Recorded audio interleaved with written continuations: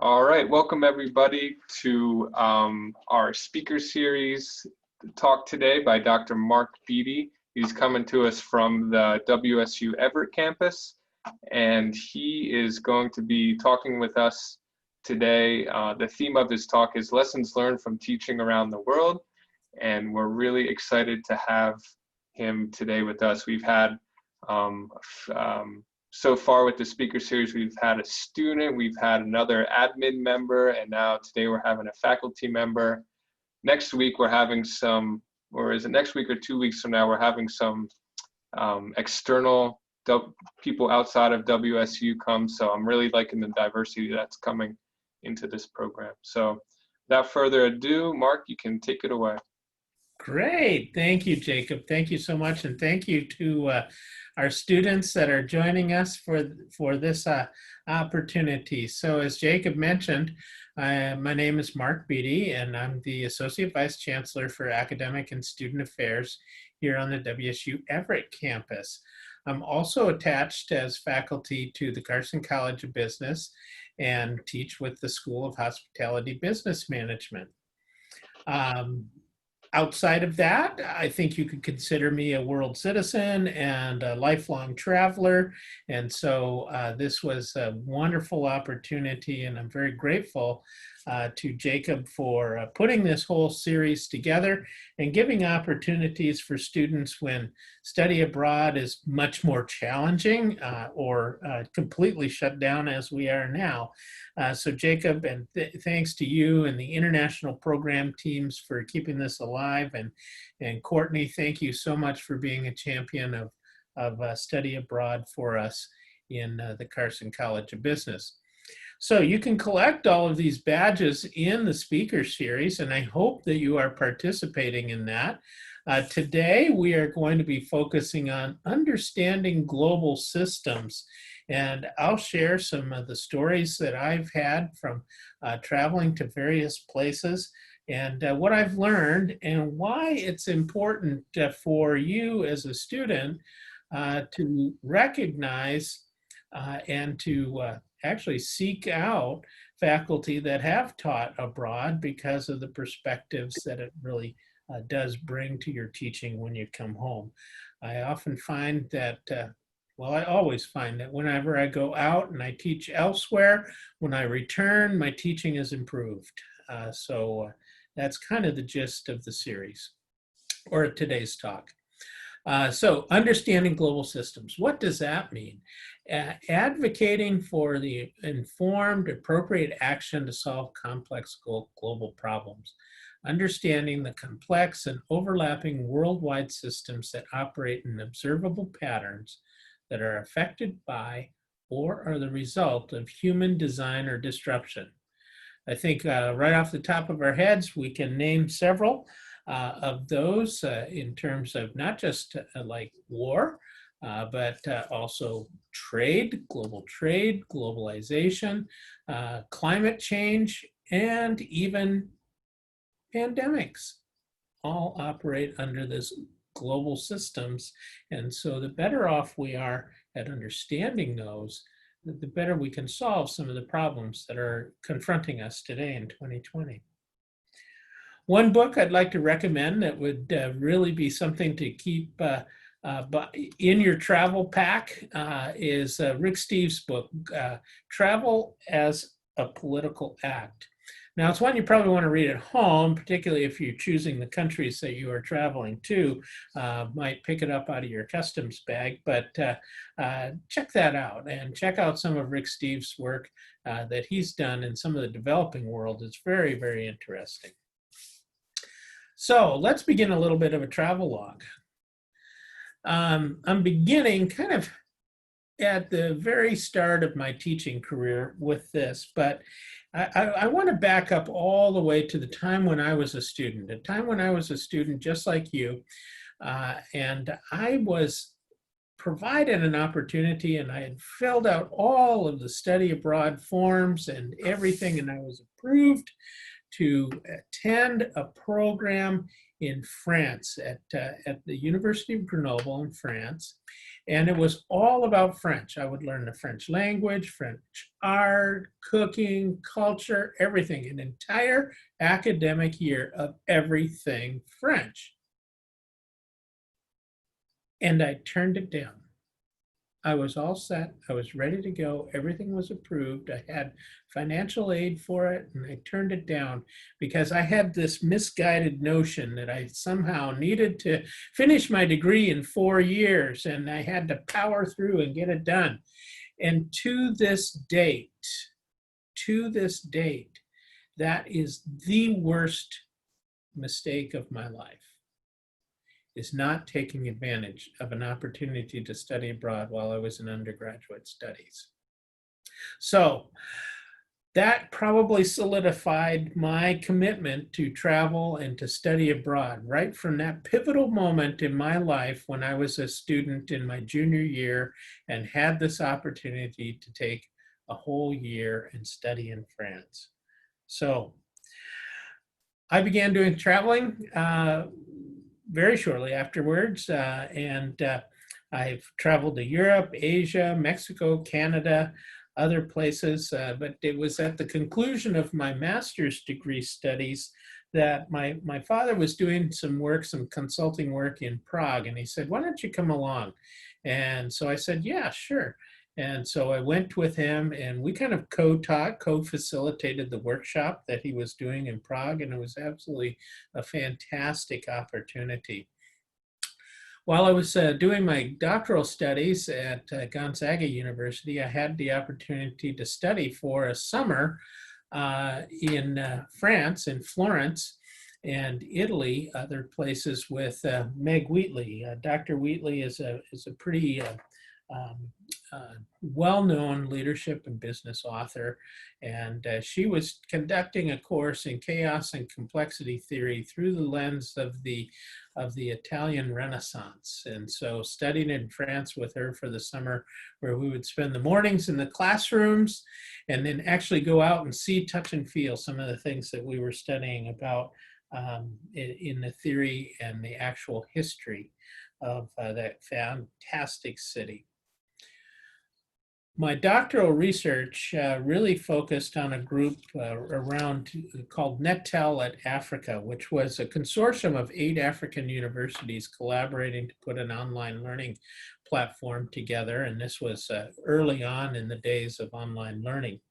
And I worked actually as a research assistant at Washington State University's Center to Bridge the Digital Divide while I was going to school. And so that sparked my opportunity and gave me the opportunity to travel to Tanzania to do my field work for my dissertation, which was a role of education and economic development, and focused on those first graduates from the NetTel at Africa program. When I first got to Tanzania, the first thing that I needed to do was find water, or fetch water, as they would say. And so you don't just have running water. You had to go to a water truck or to a well and collect your water that you would be using for your day to shower, to bathe, to wash, to drink, well, after sanitizing. But welcome to Tanzania. This is our culture. This is how we live. That was pretty much the greeting that I received on my first morning in Tanzania. So largely subsistence farming, and my research again was looking at the economic impact of education, and education that moved people from literally making $1 a day on the average to $2 a day after they were educated. And it was a fantastic study, and I really have made some lifelong friends from that. When you open a window in your mind, you create a space to fill with all you see through it. And so that's truly what study abroad does for you as a student and for me as a teacher. Keep this quote in mind as we move through and look at some other countries. Jacob, I think it's probably time that we should do our polls. What do you think? 100%. I'm going to launch them right now. Okay. All right, you guys, this is the interactive time. Okay, it's begun.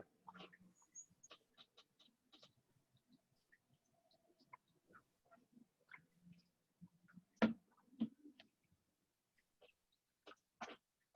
feel like there should be Jeopardy music playing right now. Do do do do do do do do do do do do do do do. All right, we got 2 people left. 5 out of 7 looks like. Well, I guess that would be me and you probably. Oh, okay. All Yeah, right. I was All right. about to call people out, but no, that's you and I. That's us. Okay. Okay. Well, terrific. Um, So, all right. Let's share these results. can you see them? I can. Now everyone should be able to see them. Yeah. All right. Fantastic. So, our 2 yes people that have studied abroad outside the US, let's hear where you've studied. I'd love to know. Siena, Tiffany. Oh, Siena, my favorite city in Italy. Fabulous. Let's see. Someone else has studied abroad. Who? And Courtney, Rome, Italy, multiple locations in Chile. Oh, fantastic. Fantastic. Well, terrific. Okay. Well, that gives us some good context. And we don't have any international students here today. That's a little unusual, isn't it? But let's continue to move on. Um, Tanzania, let me close the loop on Tanzania. Fantastic. So I've made 3 trips since 2008 and have made connections at the Nelson Mandela African Institute for Science and Technology, where WSU has a presence there. Paul Allen Global Animal Health is located there, and a couple of other things that we have going there in Arusha, Tanzania. And I've also returned and visited the University of Dar es Salaam, where I was actually doing my teaching while I was conducting my field work. I'd love to go back to Tanzania, and Courtney and I have got plans. So if you're interested in when faculty-led study abroad comes around again, sign up for Tanzania and we'll take you there.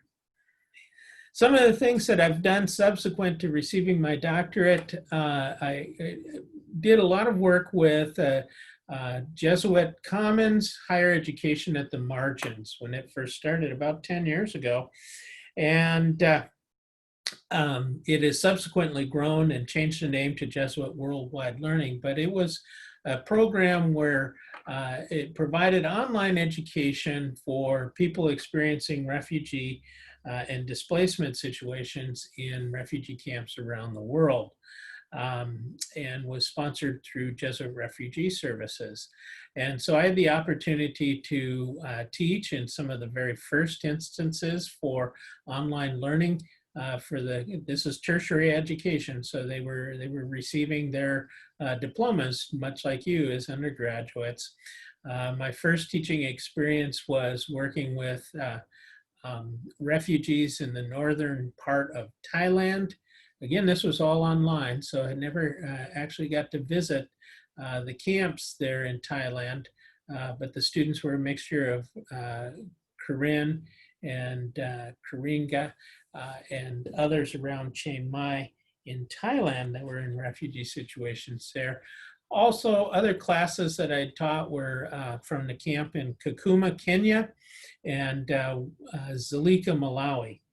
In 2015, I had the opportunity to go and teach face-to-face and do new student input and intake, as well as doing some community lectures at the camp there in Malawi in Zalika.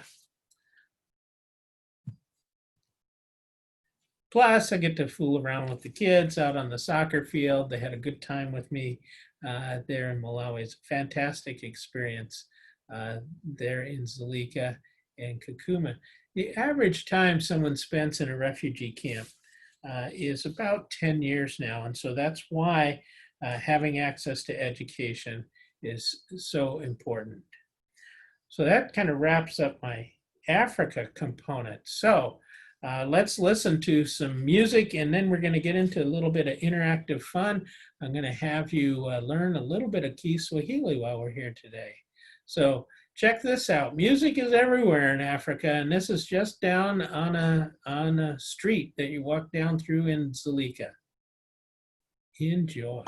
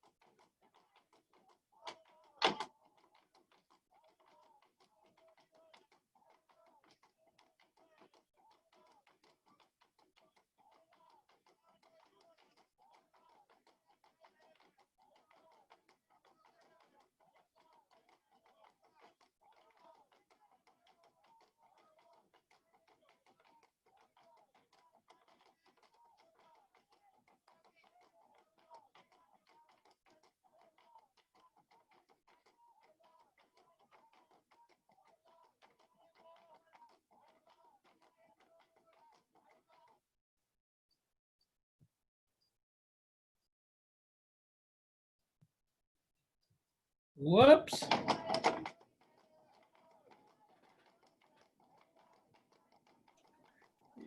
Yeah, I'm personally not able to hear anything. Okay. Yeah, I thought maybe okay. Because I was recording, I thought maybe it just wasn't happening on my end. Let me click a couple of buttons here, because it's really cool. Share the computer sound. That should be it there. All right.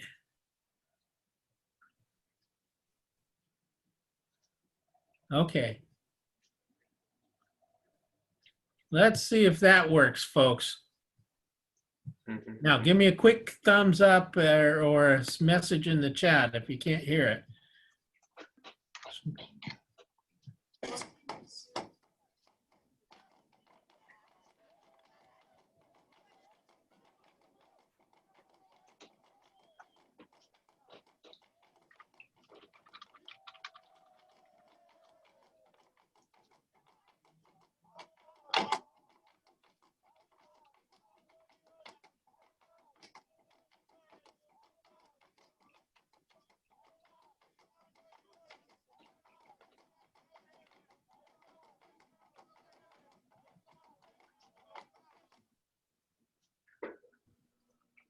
Was that better? There we go. Yeah, whatever you did for the last second there.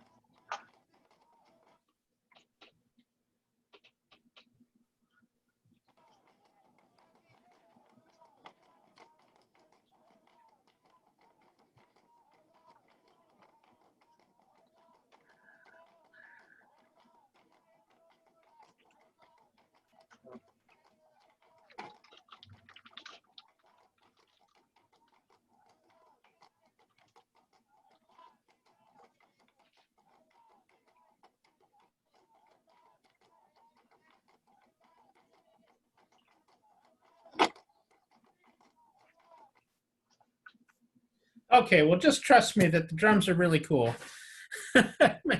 And maybe I've got another clip. I'll try and jump in there at the end if and share it. Otherwise, I'll get a copy of it over to Jacob. So, well, let's move on.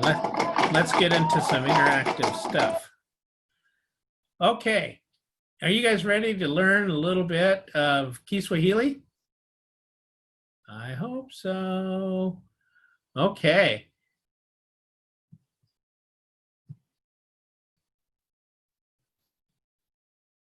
Okay. Jacob says yes. All right. You guys are ready. All right. Here's some Kiswahili. So, a normal greeting when you're walking down the streets, you'll hear someone say, Jambo. Let's hear you guys say it. Jumbo. Jumbo. Jambo. Great. And when you meet someone on the street that's older than you, so the greeting that I would normally get is shikamu. Shikamu. Chikamu. And I would respond as marahaba, Marahaba. which is literally um, uh, uh, thank you for your respectful greeting. Tafadali is please. Tafadali. Tafadali. Tafadali. And asante is thank you. Asante. Sante. Karibu is welcome. Karibu. And mwalimu is teacher. So if you have me in class, you're more than welcome to address me as mwalimu. I would be very, very proud to hear that. Let's move to another continent. After I was at WSU Everett, I had the opportunity to teach in Switzerland at the Cesar Ritz College in Brig. And part of the hospitality program there, we've had a companion program with Cesar Ritz for, oh gosh, a number of years. An absolutely beautiful location. These are two of our Everett students that were there last year, Tu Lee and Spencer Fee, that went. As you might well imagine, Cesar Ritz, learning about hotels and restaurants in Switzerland, it's an incredibly international program.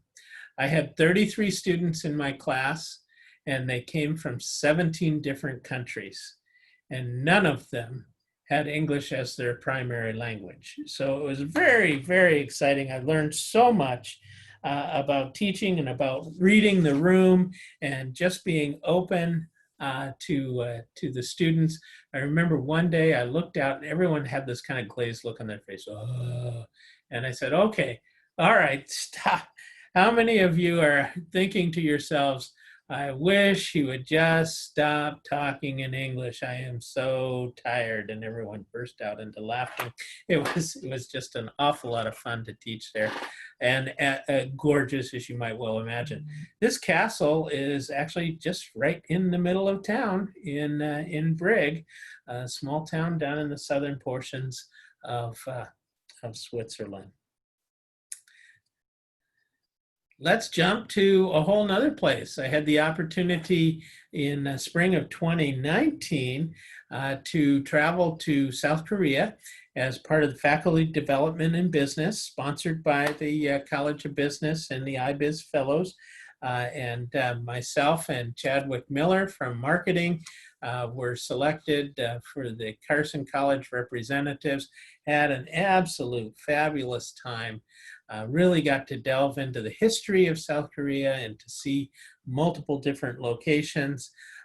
We were hosted by Sung Kwang Kun University, founded in 1398. I mean, the history is just phenomenal. And we saw museums and all kinds of things. We even had the opportunity to travel up to the DMZ and cross over into North Korea while we were there, cross over the curb and into North Korea.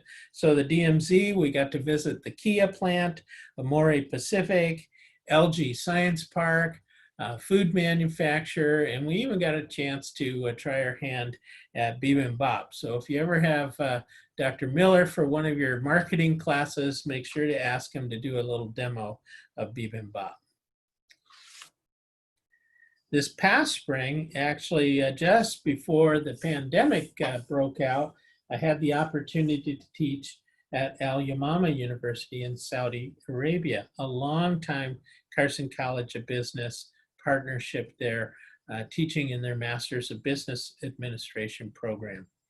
So Al Yamama University is is not actually one of the largest ones in Riyadh, Saudi Arabia, but a very prominent one.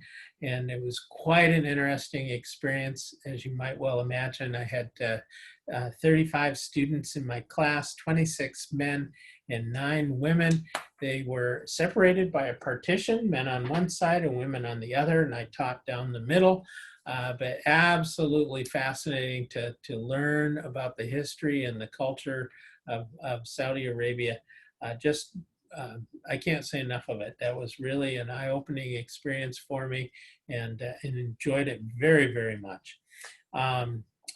During my lectures, we would have times where you'd have to stop for prayers. I had the clock out, and you would hear the imam's call for prayer, and we would stop and do that. So it was a very different teaching environment than what you'd find in Pullman, Tri-Cities, Spokane, or Everett. So it was a great experience for me. One of the things that you pick up when you're teaching abroad is you make colleagues and friends for life, whether they're a little robot that you see in South Korea, or lifelong friends like Dr. Tobias Swai here, who is in Tanzania and was my teaching partner way back my very first visit when I went there. So colleagues and friendships abound when you travel abroad, as does, hey, food, the best part of everything. So this top picture up here, this is literally fish and chips. We were out on the beach in Tanzania outside of Dar es Salaam, and the fishermen would come up and ask you if you wanted something to eat, and you'd say, yes, I'll have fish and chips. They would go out and catch the fish, cook it, and then bring it to you there on the beach. That was some of the best fish and chips I've ever had. And then after my last night of classes in Saudi Arabia here, we were able to partake in a traditional meal, which was really, really fun to hang out with the guys and have camel meat, first time ever in my life. Of course, coffee. This is a wonderful cup of coffee at the Kilimanjaro Coffee Exchange, just on the slopes of Mount Kilimanjaro outside of Arusha. And here we are in South Korea, enjoying all kinds of wonderful flavors in the excursion that I took there. The fun times abound whenever you go, and again, open your mind to whatever experience you might have, and it comes back to you in spades. So a wonderful beach, wonderful scenery, and then other places, little side trips. So these are students up in Denmark that I traveled to and visited while I was at Brig. Down here at the Nelson Mandela School for African Technology, I did a lecture for their doctoral students, and was really well received and had a great time.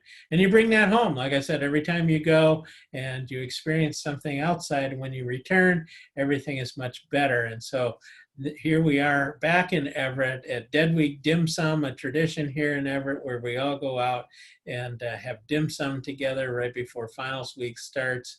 It's just adds to the experience that you can bring back to the students here. So if you have any questions, you can certainly contact me outside of class, but we're here and we're live. So let me stop sharing and open it up for, we've got, I think, about 10 minutes or so, right, Jacob, for some questions. I'd love to learn more about what you're thinking and questions you might have.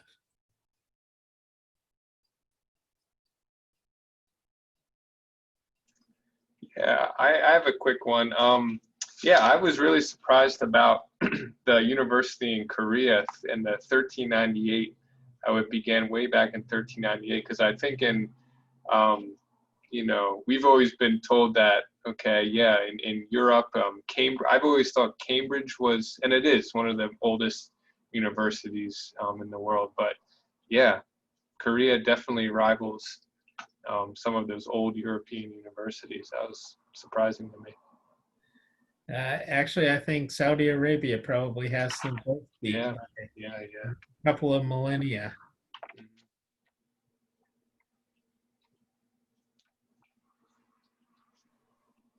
Other questions? Now, people that know me or have had me as a teacher will know that I will call on you if you don't ask a question. So I'm going to pick on Tiffany. Tiffany, tell me about Siena. What did you do there? Hey, Mark. I studied in Siena in 2015 as a student, and I actually now work in the Global Learning Office with Jake, and I'm the advisor for CCV in the office. I work with Courtney as well. But yeah, in Siena, I had a great time. A medieval city. What can you say bad about Siena? I know it, yeah. Did you see the horse races? No, I studied in the fall, so I wasn't able to be there for the summer races. But when the first week I was there in September, the race that had just happened in August, that Strata was celebrating their win, and so there was a large carnival that happened, and we got to partake in that, and that was a really awesome welcome to the city. Oh, wow. Yeah. Wow. Yes. Fantastic. Fantastic. Great. So speaking of global systems, were there any major, yeah, what were some of your major themes or takeaways that you may have kind of pieced together during your time? For instance, have you ever, when you were in Tanzania, did you ever find out about some trade deal that Saudi Arabia was involved with and how that was connected to the United States, how that's connected with, Southeast Asia, any kind of, global system lessons that you've learned along the way? Oh, yeah, absolutely. So Zanzibar used to be the summer residence for the Sultan of Oman. And so that's where the Sultan and the Sultanate would take their entire entourage down to Zanzibar during the summer times when it was getting fairly hot in Oman, because of course you're south of the equator there. And so it's winter time in Zanzibar. So that's one. Probably some of the fascinating things. I had the opportunity the day before classes started to go to the National Museum in Riyadh and to really grasp the history of and culture of that country. It was fascinating. I mean, you're literally at the near the confluence of the Tigris and Euphrates, where civilization as we know it today began. And wow, yeah, I mean, it's pretty mind-blowing to see the different trade routes, the histories of war, and how that impacted things. South Korea as well, traveling to the DMZ and getting to know the history of that, which is fairly recent in the timeline, but all of the wars and all of the reasons why that tension built up and still exists today between Japan, Korea, China, and all of that you continue to read about in the news, to just be able to have the context for it. Obviously, studying in Florence, you have the opportunity, like I said, to see, touch, and feel the history as it's being made. One of the best experiences that I had, one of the readings that we had was Machiavelli, The Prince, and I spent the one afternoon, in Machiavelli's old office in Florence, and I read The Prince in his old office, which still exists today. So opportunities like that they abound, and you have those chances, but also the personal insights and the personal impact that you have. I remember going shopping in Tanzania for the first time. I needed to get some soap. And remember, you're bathing with like a bucket of water that you go and fetch. So you want to make good use of it. And I'm there shopping for soap down in the market, and I was getting frustrated because it's like, why isn't there like Dove or Safeguard or something like that? Because all the soap was black. And then I sat to myself and I go, you stupid fool. You're the only white person here. Of course their soap is black. What are you thinking? So you have your own personal biases that just get exploded right in front of your face.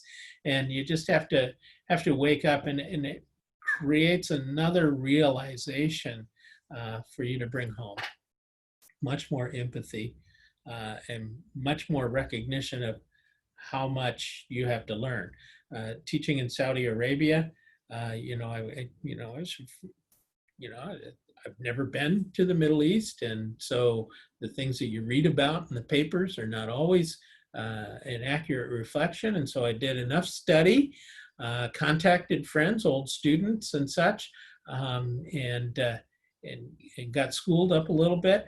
But I also left enough to where I didn't think I knew it all, so that I could be surprised. Again, that quote that Marcelina gave me when I was in Tanzania: when you open a window to your mind, you get to view yourself through it. So those were some of the important things. I'd love to hear from Jamie, Elizabeth, Holiday. Where are you guys planning to do study abroad? Obviously, you're connected and you're thinking about it if you're showing up here. I'm still thinking about it, but I think I'm leaning towards Florence at the moment. Oh, Florence. Oh, that would be cool with Chef Jamie and doing cooking at Apicius. I could recommend that. Yeah.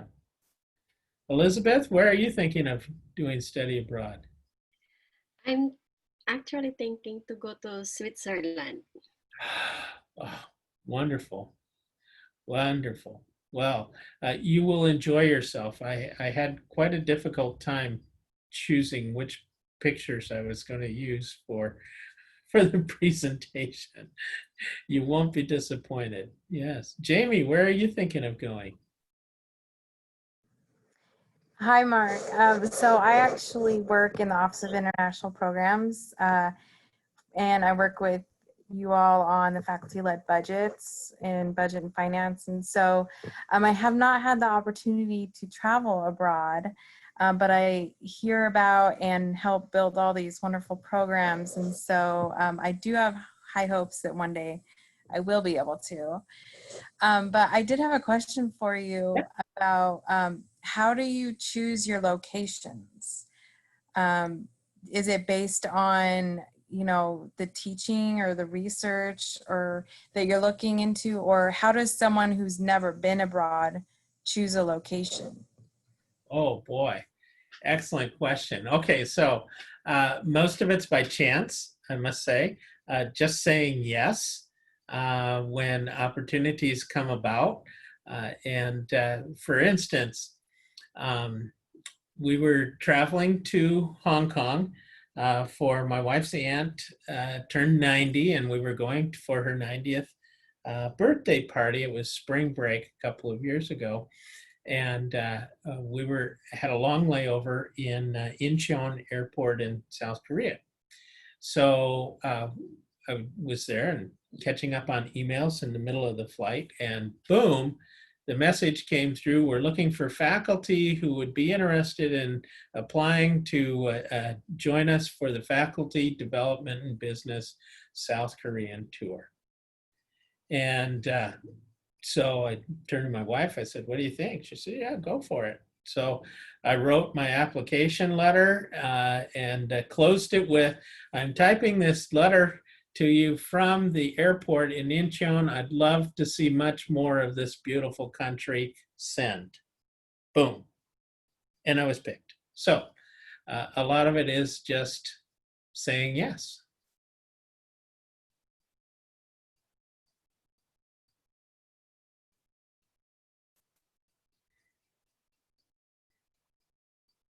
Fantastic. Other questions? Elizabeth, you want to know more about Switzerland? Yeah. Okay. So when you're at Brig, some of the best things to do in Brig, it's a very, very small town, actually. Everything is within walking distance, and you will walk a lot. Um, and depending on what time of year you go, if you go in the fall session, of course, you'll get the fall colors, and then it'll be snowing before you come. But if you go in the January session, the snow will already be there. But you can ski year round. Uh, there's actually a city bus that will take you to the Matterhorn. But the train is much nicer, getting up into Zermatt and then taking just walking through town and going up to the lifts right there that take you up to the top of the Matterhorn. So fantastic. Probably my best tip though, Elizabeth, when you go to Switzerland is after you get there, you'll arrive at night and Yeah. it'll be dark and you won't see any of the mountains until the next morning when you wake up, and then you like wake up and go, oh, I am right in the middle of the Alps. And you'll hear the sound of music playing in your head and everything, but you're going to be dog tired because you've been traveling. There's a place just a few kilometers out of town you can take a city bus to, and it's called Bridgerbad Hot Springs.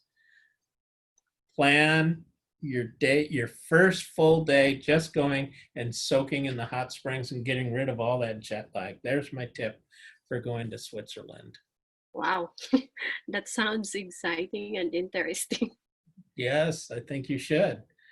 Holiday, you want to know more about Florence? Of course. Okay. Well, Florence is pretty close to Siena.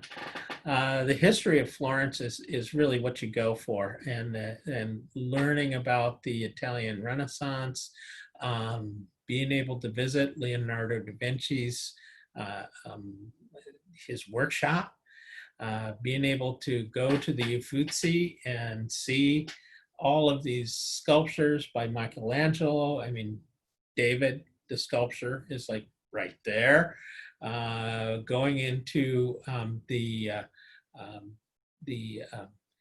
cathedral and seeing Bertoleschi's dome and recognizing the work that went into that.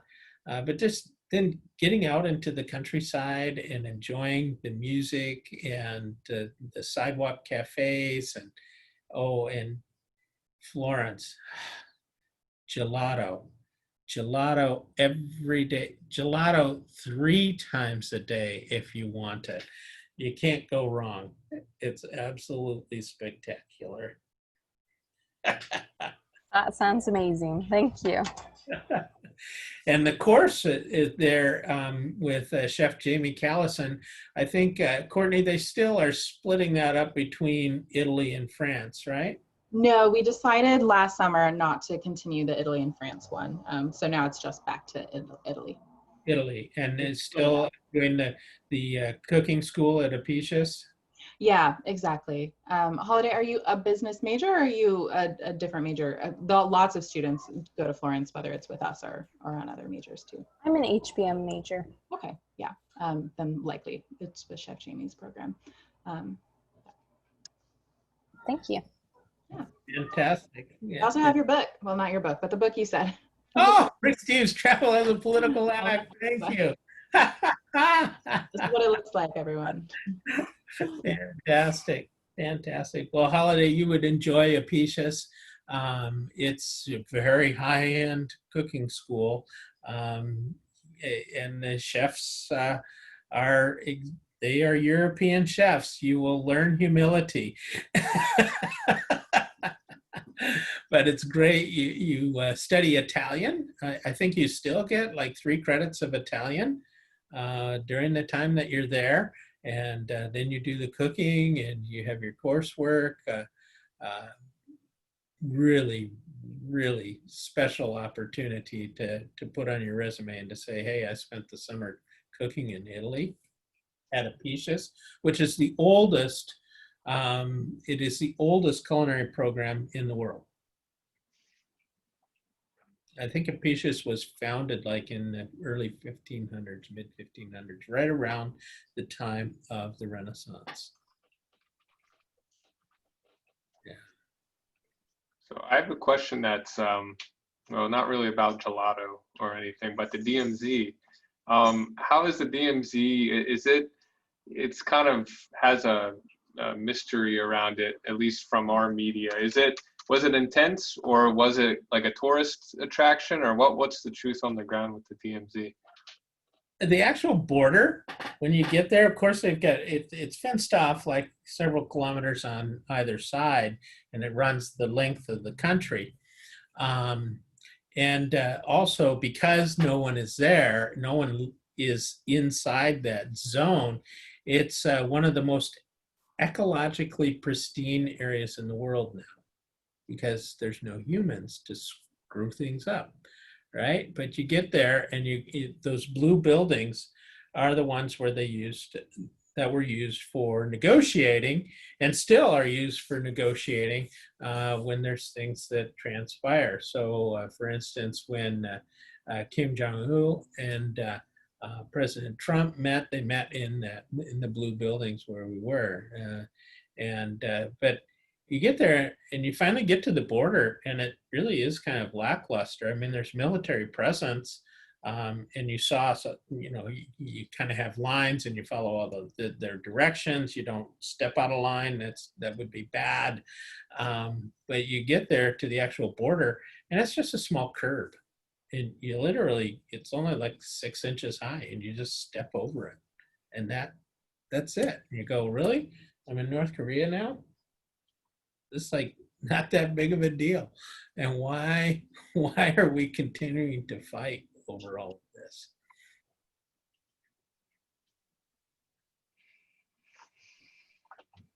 Any other questions? We're coming up on final 15 minutes, but we don't have to go all the way. Yeah. All right. Well, thank you, Dr. Beattie. We appreciate you coming. And yeah, this is great. I like CCB being put on the map as well here. Courtney came to the house today, and yeah, I'm excited I'm going to record this and put this up in our Digital Badge Connect, and we're gonna have this as a resource for students in the future. So thank you for your global story. Fantastic. Thank you all for coming. Elizabeth and Holiday, I wish you all the best. And you're in good hands with this crew to make some excellent choices for your study abroad. Above all, don't make the same mistake that I did when I was an undergrad, please. Yes, fantastic. Everyone have a wonderful weekend. You too, thank you. Yes. Thank you, you as well. Excellent. Thank you. Bye-bye. Thank you. Bye.